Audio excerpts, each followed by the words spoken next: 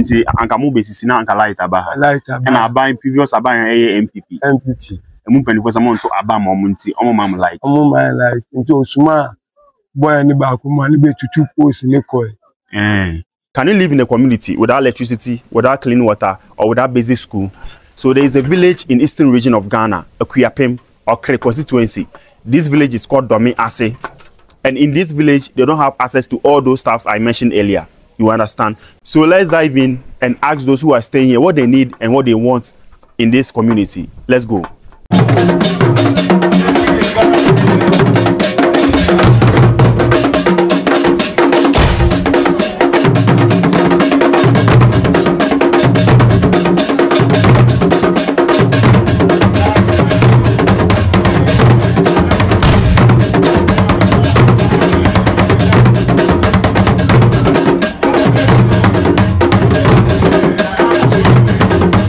Penny, ya sha sinti Mr. Osa obekire nipa ban a we udin ne nipa ban a we okumu ha.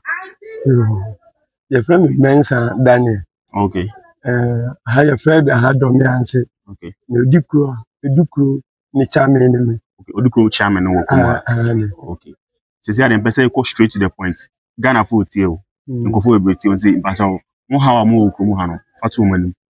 Na aban anase obi ebe kana kuma no. O dem mo aba. Telefano mbako mako. You want say krum ye be krum anu ma cha papa na edi nini ye nyama bebre di to aban ni manase nkrofo anima ombeji su yo omukwa omumma embehwe ba chone man ebi eden na light titru light na ye me problema e ha papa nti muni light okromu akra ye ni light okromu akra Safari the high tension besinko ni krumo nti na the low tension na the bre post na all the sisi ya all the bre okwase no aban na atwa mu no aban ni se yento aban man nti no ombe tutu post ni na akọ me ba o Safari Valley oye no we resort no or the post mi ba ha the post no or trade for transformer ni wo ba high low tension. Okay. Inti anka mo basis na anka light aba. Light aba. And aban previous aban MPP. MPP. Emu penifo sa mo nso aba mo nti omo mam light. Omo mam light. Nti osuma boy ni ba ko ma ni be tutu post ni coil. But na kromu aha area wana ye assemblyman no. Of ye Kugwa Alamisu electoral area. Okay, timi she Kugwa for ase. Ye she Kugwa ase. Okay. Na musanka okre constituency wo. But you hane. Na eba asan mo bo MP na mane anase visa. Assemblyman no mo na mane e. Ye bo assemblyman na mane but already na assemblyman nso ye NDC ni nti no. No nso ko kan ne kra ntumi anya du. Exactly. Se mo ha mo ha pa ye like light light enu one higher pa. Okay. Nti light ni e ni ha no e ho isusu aso anase like e hu susu aso na e ba mo so ne bi ye den. No nti ama ye nkwaya no nso enye bebre ni ntanko school because of light ni nti no. Adibechi a o se anase o mu be fie kura se no be sua ade kura no na ye o mu e ma no homework kra ontimi yeah because you see in school no o mu pon be se 4 nti o be ba be du fie no o be bibia na ade asante ontimi ye ne homework this addiction and so okay intimu ye den charging with phones like and this year do Chrome. Okay ko people say na say yeah do Chrome ansa na betin charge na my san GSK. Actually, then problem be na more how say. Problem na dey na me say light no. We light and sana ye nkwala kitikiti na omuntumi nko school no so no. Na ye nya KG bia. Okay. Jaka mo ha ba ko no say anka menya KG school wo ha say for the beginning. For beginning. Okay. Inti baby a ko no shene wachi kakra. Inti omo na antiko school ana say omo fa omo na antiko sometimes and sana Safari bus no onukura no pana ya otumede omuko. Okay. Omo bade omo na ante koba just ko na bi won Safari bus nko sini workers na ehun kwala na afomo and ba won Safari bus there either so be na this will be na ante and so parents will stack akra betimi afa moto bi na za visa and moto for no ko omo mba no panti anu pade ya omo na ante. Okay inti mu hia basic school bi a KG 1 KG 2 anka for den kwala no but okay ti kwala no omo na ante ko school di be how many minutes. Well, by say 2 hours. 2 hours. And then on and no go school na be che onye be food 3 mu. Ti abusuafo how ni bi ni ti baabi edu no awose yekọ ti mamfo no ma moti ko ni mu ne ko bi somo somo ni mu asam ne ma eha omo ana se ne ma ide ba ko ni ma ebobo omo bosu o bi abeka bosu no no maka no ya wo mu around no 1998 up to this time yinyina 27 good years. Yes. No light in your town so sana ya twa yinyina to yanko school no omo ba we do so we campaign do so no ma be dada say yentomo omo yetuma omo a omo nya sit ni wi a omo mba biom agi say election time asan do ewi ansa na omo asan aba nti si an re de hia etitire no light and penny for kaka no mi so sana metumi aka ada omo aka enshada nso send we enshada ye adwuma bi asa o metumi ayamamu we crowd the high tension abi twom nti we the transformer pen we hia ni we ahoma kakra bi kake no ma connect here light am ba ya cancer this now we dey na to so kura no ono yakọ no kura no say yen hwe 4 years nim o me hwe ama ya ba we enya dwuma bia o beka say bia 4 years nim we just yeri wa to so just 3 months 4 months bi na yen say dwuma na ye da sha won no we ye dwuma no ba ya cancer o nyina ze sia no o mfie o credit na ba no ka che na o say mo hwe 4 years na o say hwe 4 years nim o say hwe 4 years sa na o kan e o hwe mbu ayi we di ansha ade papa bia mfum ba say o mo hwe 4 years nim de so we di simple I say di o bo samo ya mamu o mentumi anya de ndem penfo na o mo twem ko safari no mo na o betumi aboa bacho wo bia o be kan me bacho wani me bibi pa bacho kasaman ya bro krumo ani light pa light ka hunti na 7 yenim die wo school nsem wontumi ankonkan imom die a yenim bia yetumi akokakra no kra no ye wo fafo no mo ba bi no mbe den o me fa ye ko ye na yetumi ayeden akokakra yesra aban ne Ghana mpanyimfo ne stakeholders say yeso ye start Ghana no ache ye nyina ye Ghana fo nti dia aban ne ya ba so obi aso no ombo ne hombody aso say ye nso bi be kai yampa ye hye okre ase domi ase fo na ye kasa no Eastern region Ghana ban Eastern region na ye wo ye sramu mumboaye mesumade se dia me to aban okay alright enti aja bacho won so den na kire wa adwun so anase den boa na wo kromu ha no ma ebeboa de be high kakra no say yensu semne ade no yensu no so ba bi yensu no safari atwa mugata gum wa munsuo na nam go kwan no ho no watwa tum senti nsuo to kese ne se wukọ sensuo na nsuo na ahono asase na ase nti ono nso ese mo hwe so na omuhwe na omu bua ne sa nsuo no se safari na se aba ono aba betu nsuo ma ye wabla na obetu nsuo ma because ona ase ye nsuo mo ndos ni ntina ase ye twifa mo so na ase den obi ntimi nkyire o ye nyina obi ntimi nkyire se ye no so ntina omu twifa ye so no na Mr. O nsu na otwa nsu to no gata nsu ne kogu nsu na monom na na ne nduan no makọ kache ne sei na affect man na sei bisa makọ on die mimi ntimi nkyire because me buy no me ahana ye wo me mu nsu me ba me saba no na nchi ahin bia be to be 1.5 years ko na buy na be sa tibia we sanity nti seremo ahaya kuapem Eastern region nti aban panyifo ne Ghana for mo hwa omu hia mboa omuni light insuonso an hwan yede school so a keji ni we krebi ni ha nkwala na nte be 2 hours ansa na modu school nim ombepon abanso na ade asa light na ni ha nte mutimi nsuan de ti opanyi so obi a rebeka ho a fa ka ho man de mo kan se domi ase ano aban bi obaba bia no omunim se youth na ye ha na ye ndc for so Ghana for ni bi party no by party den kan yi mu nim sese na ma ye nkwala na omko school no mo kire omo sa kwala so ra se wa mfana international school na se wi age so nante performance na wakọ te man kakra na omo ha no ya ho de so force hia so de international school ne ka be fa no firize hia omo da achi nti de hia biem so hia school ne toilet hia ye pa nye bi tambia na obitima ko bush se wo ko toilet yeso ye ka Ghana for nto so mfa ya mu ni mahwe bi alright obani mami ubaka bibi ya kan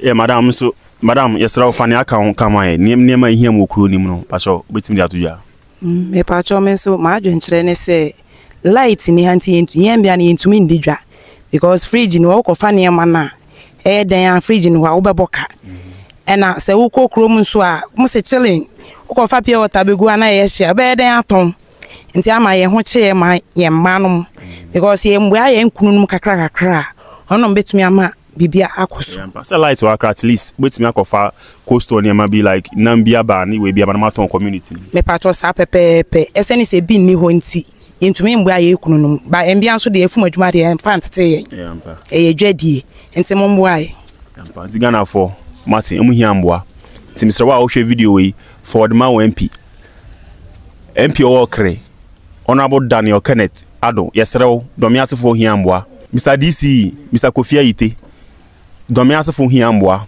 omo akuapem mo kokre ho munja isane amuse oye NDC for yesrew mo ka Ghana fo NDC na yen bibi for de etimam fo ne de nti yesrew mo domiasefo hiamboa eja yes nti oso ka bibia eha mo okro no bibia ba hanoma ebeboa nti wo hwa den ade na ebakro no ma na se den ade na mu no okro no ma eha mo mpacho minti chiu.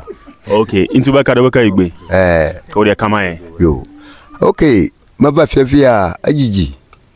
For blav vo anyimemala. Ndisi yo mamila ko yo makomiela. Kaka tameka na to mi to mlema mampa ko de mo kaka duro Johnshina. Afi safari ba ho omwe ba ho halati atumia safari nami o doto fia kaka da fama kaka ba lati ranami biko la mo kaka kwa ida fia ko jipola uru safari ko kola tabai manami lati tamu ke jana me le village afia la inye light ijana mi first afi vavala me ka glo vavala inye de fio baskunya enya me la shinyima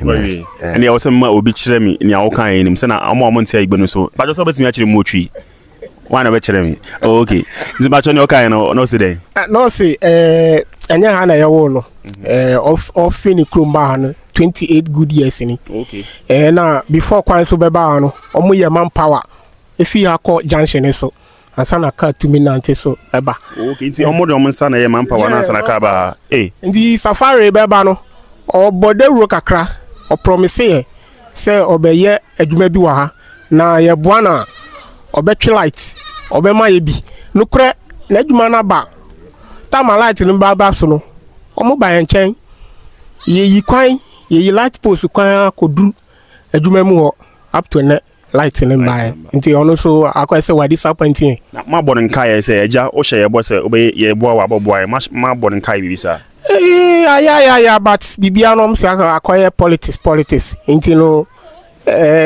na ko de ba ye hu se ye former president na etwem no na ado ne na ba mpanimfo ni bi o ma betutu se ha de ye nto aba mo nti no o ma betu low tension post ni na akọ asem de anu de mo nto aba ma de mo nka Ghana fo ho ye ka Ghana fo ye nyina ye Ghana fo ye Ghana nto aba mo mutimo mam light nya se ye to aye nto ado ye to so munya bi eni susunya kakra wa nto ama na kra bi da one dey ida ye mfa ho concern but me ye Ghana ni but o mo dey say bibia ye politics enti na akosa ba light ni dey hia this am new ka say makokroma ba makoplug phone mesa na nti akọ phone nti o so na nti na so faka o se me san kokoji phone sick of light nti chale mo ba mo mbo aye nti mo mufo mo tie yen mo support bene so fi do mi ase acheyo nti wo hwa eden ade na ehia mo okromu ha no se wa yakola yi pacha de ehia kasa den kakra mi pacha de ehia ni say e light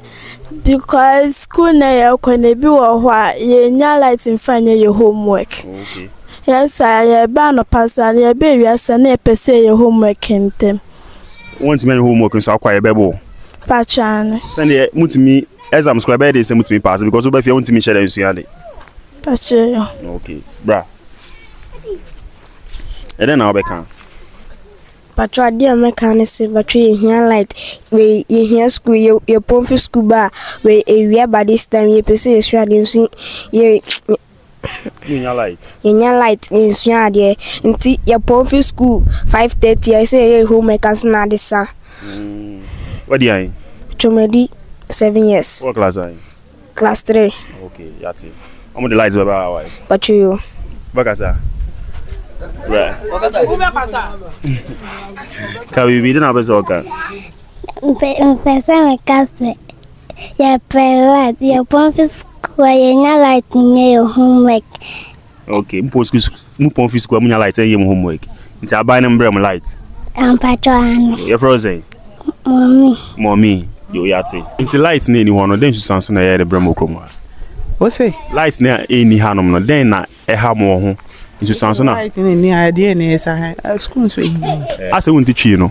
Into the ka igbe no. Menka wa igbe. Ka igbe. Ah you. Na light am akpere nwa ha mi ape pipe. Echi. E ka hia na mi. Echi plus school. Pla light. Enwo mo to ma hia na mi pa mi apa. Waka say ati. No kan betimi a kira ase. Oti twi. O se den. O si o hia school dan. Any issue, any pipe. Ati. Era ase. Oi. Asatiku. Etiko. Nti etiko aje wo yenden. Aje wo do sa katanse na beba. Ei. Aba. Ali nso na etiko yen ko etiko asna sana etiko yen. Ei.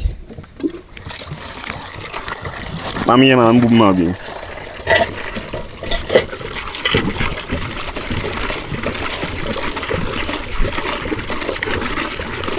Sagu ba ko nim twa ko yen.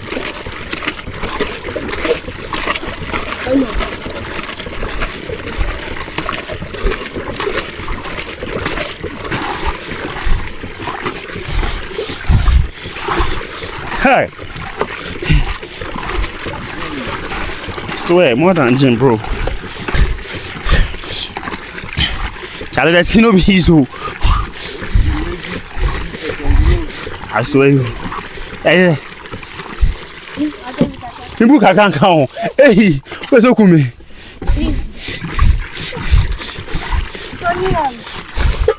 Manga samedi mi aswa. Mo so an se na da bia mo so an na mhware.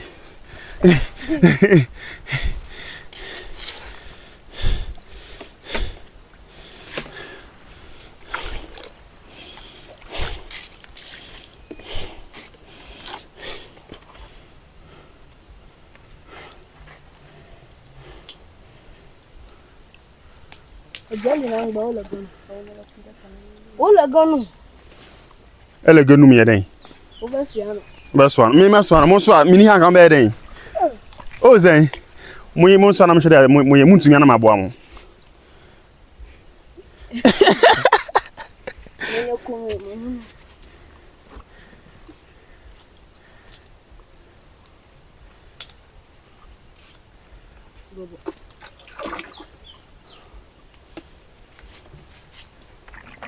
São kwa betimi aso a.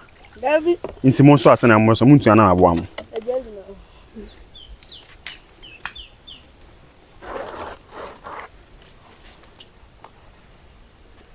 I had now one easy no. Mfangusu ma. Mini aka we ndeng. So wan ka so do beguso. I'm fanshim. David. All right. Nsuwe na omo dibi nua aduane omo dibi siniama na nsu no ubu omo se nsu ntimi etimi sound seden so aje wodon sa sha sisi na ubu sa into ofele say as a pressure be abama then na waje mu it be like pressure come inside then